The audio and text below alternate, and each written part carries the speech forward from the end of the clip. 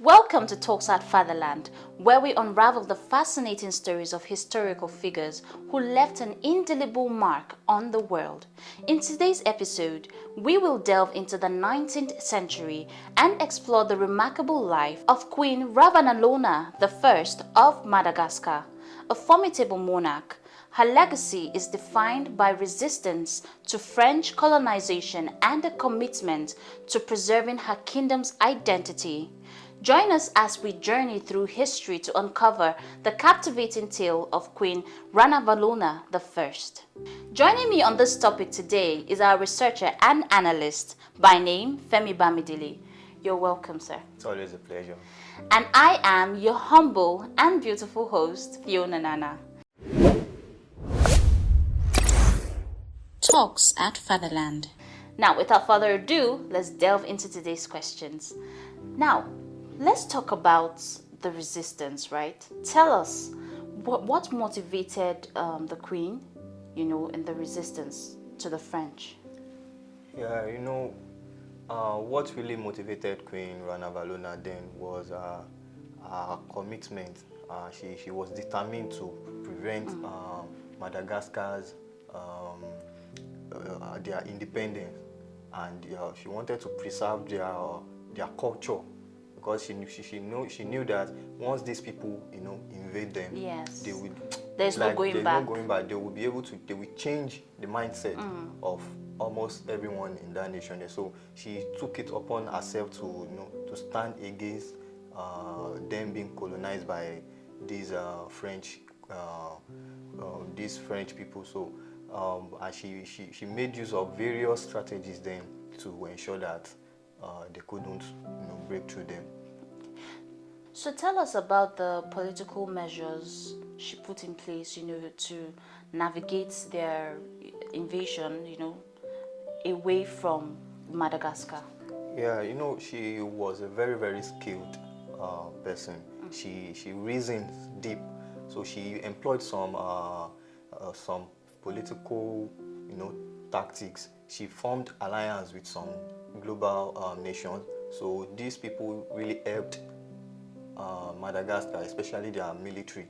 So their military was strengthened. They were really reinforced rather. So this helped them, resist the invasions from the French colonizer. Then also she took some internal, reforms. She also worked. She didn't use the outside assistance. Yeah. She worked on her people too. Yeah, so to strengthen them. So she made sure that their culture is still being worked on. They display their culture, because that's one of the main things that she's fighting for. She doesn't want that culture to go down at all. So she kept working on people to improve the culture and maintain the culture as well. Yeah. Interesting. So, talking about her legacy, right? What were the legacies she left behind?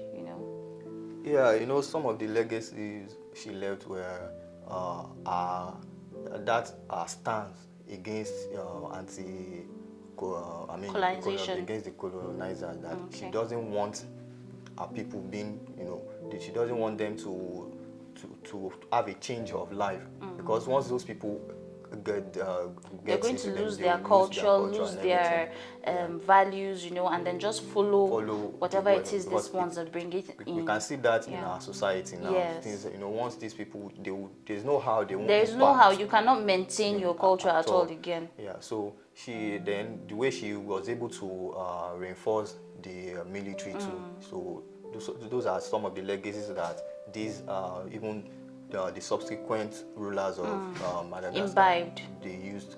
Even some of the other nations surrounding her, they also used some of that. Talks at Fatherland. So tell us about the socio-economic impacts. Yeah, Queen Ranavalona's reign had a huge impact on Madagascar's economy then.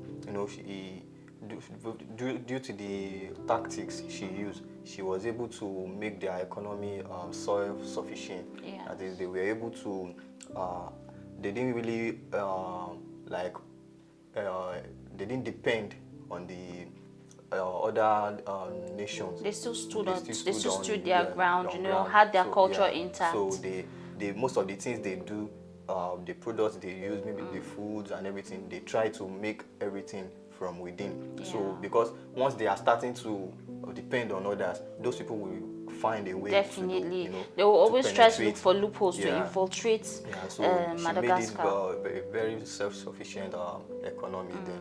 Then also, while doing that, she also made sure that the civilization was kind of introduced into their Yeah, culture. okay. Though they didn't, she didn't make, she just wanted a spy, like to add some spice into their culture, but it still remained what I mean, their culture. But she wants like some things unique. She added some unique features there, so it will be so people will be attracted. So when you say unique, unique like what? What were the things she actually added? Yeah, you know, she probably they were probably, let's say, maybe their the way of their costumes.